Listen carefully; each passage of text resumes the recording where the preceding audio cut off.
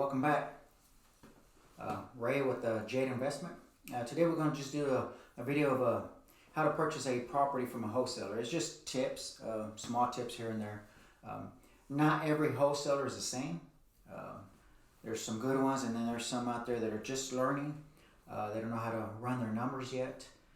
But either way, whether they do know how to run their numbers or they don't, it is your job as an investor to do your due diligence and run your numbers the way you do it every single time. As long as you do it the way you've been taught, you can't go wrong.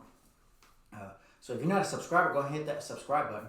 Also hit that bell button to let you know, alert you when I put another new video up. So here's just a few tips that you need to look at whenever you purchase from a wholesaler. A wholesaler emails you, calls you, texts you, however method you have for them to get a hold of you, whether it's a meetup, a real estate meetup, however you decide to do it for them to contact you. When they contact you, your due diligence will be the first thing to do is what area is it in? Is it in a good area? Is it in a bad area? What is the crime in it? And what I've learned is you can get on realtor.com, Zillow, whichever one, all these other ones at MLS, you get on there and you get that map. You click that where it says crime button, and of course it turns darker in a certain area. That is not always accurate. Just to let you know, it's not always accurate. Sometimes because it hits that crime area, it just means, it could possibly mean that there's more burglary vehicles in that area. And it doesn't mean that it's a hotspot. It's just a hotspot at that time that they were hitting that area. And then they move on to a different area. So you still have to do your due diligence. If it's out of state, which I do out of state as well, get your realtor to assist you in finding out the good areas in that area. They know which ones are good and which ones are not. So that should be your first one. Is it in a good area? If it's not, then of course you just move on. And if it does show that it's a decent area, well then what is the price? That would be your first one. What price are they asking for? What is the actual price on that property? Is it within your price range? Is it within your budget? Because here's the deal with the wholesaler. You're going to have cash. You're going to have to buy it in cash. There's no loans. There's nothing like that. Wholesalers usually bring you properties that need repairs. So they get it at a discount. An owner's trying to hurry up and get rid of it sometimes before a foreclosure. So you're going to need cash. They're not going to finance it. A bank's not going to finance it because it needs repairs. So that's a good way to get a good property for a good price, and then you do repairs, and then it prices higher. So here's your other one, is what is the price? Okay, what are the repairs? What does it need? And how much is it going to cost you? How much are the repairs? So, and we're going to go in and I'll give you a small detail on how it works. And then your other one will be the ARV, after repair value. What is the after repair value? So you may have a wholesaler. As I said, not all wholesalers are like this. I've talked to 5 wholesalers within 2 weeks already, and all their numbers do not match. I'll give you an example. One of them told me they wanted to sell me a home for $69,000. This wholesaler said, "Yeah, this is a home for $69,000. I just want to hurry up and get rid of it. I just got it under contract. I need to hand over the contract." And that's another thing. All they're doing is handing over their contract. They didn't put any money into it. They didn't actually buy it. They may have just put, here's $50, here's $100, here's something to show you that I'm serious to the homeowner, and then they just have them sign a contract, and then they get that contract and hand it over to you, basically saying, I'm giving you the legal right to purchase this property from this owner because this owner gave me the right to purchase it from them. So that's all they're doing, and then they'll make $10,000, $15,000 off it right off the bat, if it's a good wholesale. So this person told me $69,000, and then I asked this wholesaler, how much is the repairs? And this wholesaler said it was $4,500. So I said, okay, and I looked at all the pictures. This wholesaler sent me all the pictures. Major, it needed major repairs. This wholesaler said it's Repairs $4,500. The repairs $4,500, and I said, okay, what repairs does it need? And this is after I looked at the photos. I'm just asking these questions just to get a feel of the wholesaler. I want to see if you're going to be honest with me. If you're not going to be honest with me, we're done. I'm never going to work with you. If you're honest up front and say, yeah, I messed up on the numbers, okay, I understand. Let me help you to figure out how to work the numbers so you can be a better wholesaler and you can have a good portfolio, a good list of buyers, and it'll make you more money. So this wholesaler said $69,000, repairs $4,500. I said, well, what are the repairs? Flooring and paint. The entire house needs flooring and paint, and this is the price they gave me. Well, I am currently finishing up a remodel right now, and this was basically about 800 square feet, give or take. Just flooring alone, I believe it was around 1,500 to 1,800, and that's laminated. Just the flooring itself, that's not including labor to install it. That's just to purchase it, anywhere from 1,500 to 1,800. Paint, of course, you add into paint. How many gallons do you need for each room? Or are you painting different colors in each room, or is it all the same?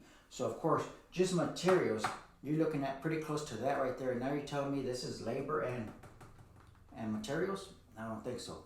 Plus this house, not only did it need paint and flooring, it needed, the walls, you could tell that walls needed repairs. The ceilings needed repairs. The kitchen needed repairs. Cabinets needed repairs.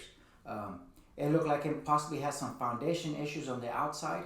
It also had a siding that was taken down that needed to be replaced.